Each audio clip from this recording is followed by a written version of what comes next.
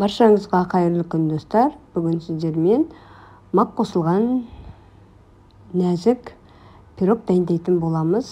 Міндетті түрде видеоны соңына дейін қарап бағалауды ұмытпаңыздар. Алдымен блендерімізге печеньемізді уатып езіп аламыз.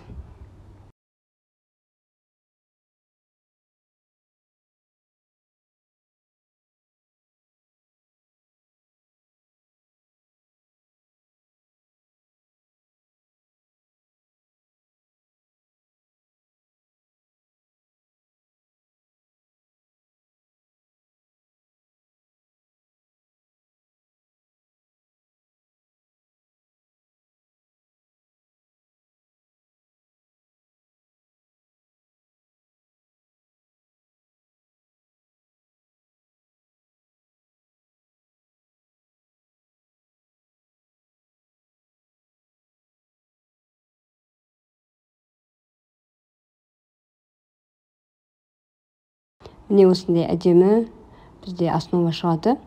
Үстіне ерітілген сары майымызды қосып, жақсылап масса шығарамыз.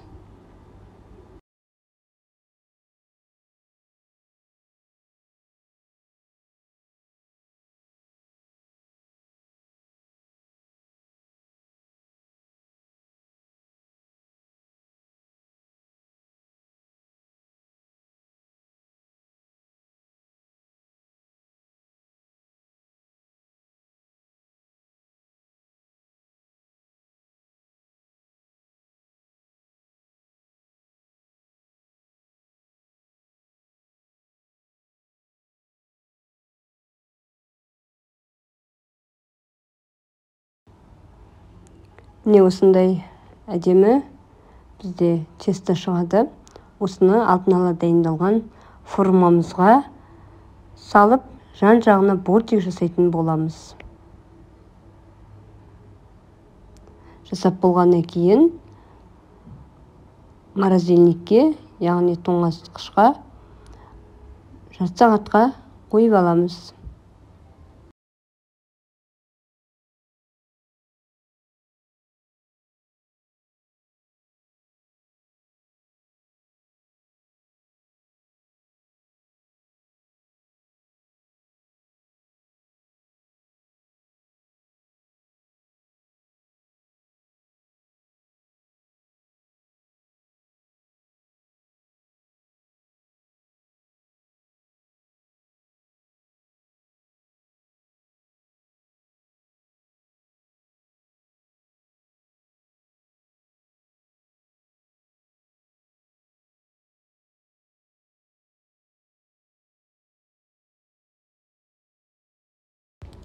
Мен астыңғы бөлігі бір тегіс болу үшін осылай бокалдың көмегімен бір тегістеп шығамын.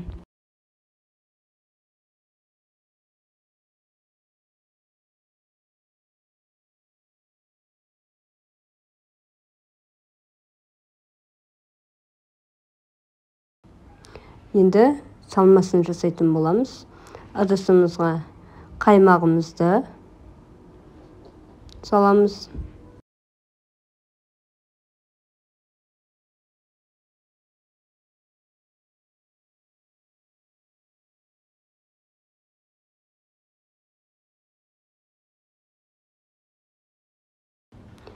Одан кейін 3 жұмыртқамызды қосамыз. Жұмыртқамыз бен қаймағымызды жақсылап бір араластырып аламыз.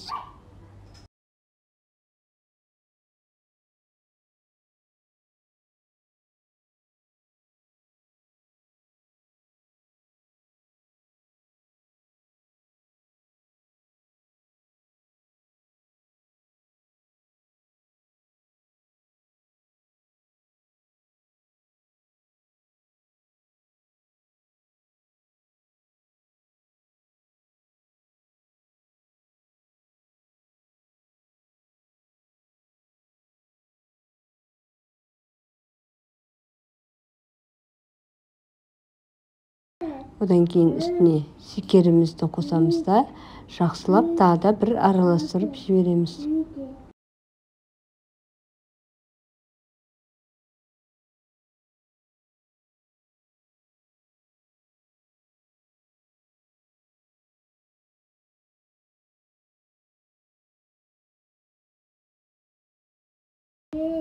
Соңында үстіне кукурузный крахмалды қосамыз.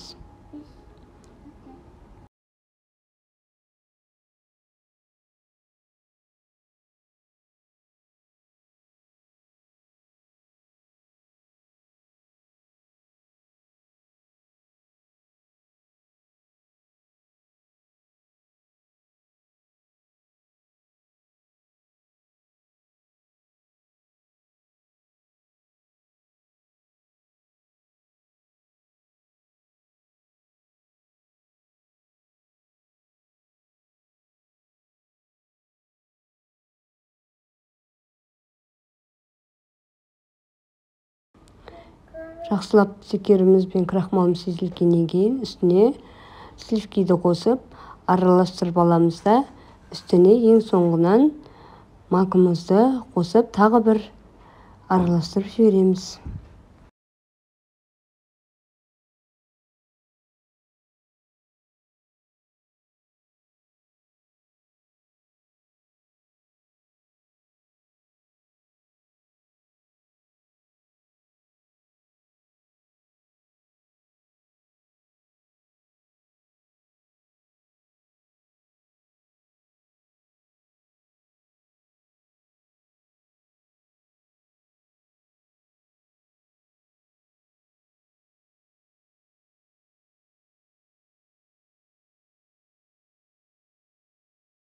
Тоңазытқышқа салған основамызды шығарамыз.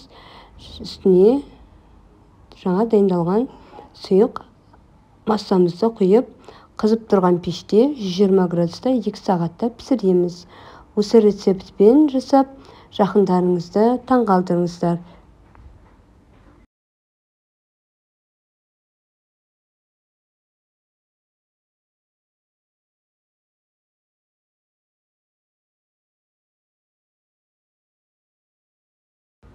Осындай әдемі бізде жұмсақ әрі тәп-тәтті пирог шығады.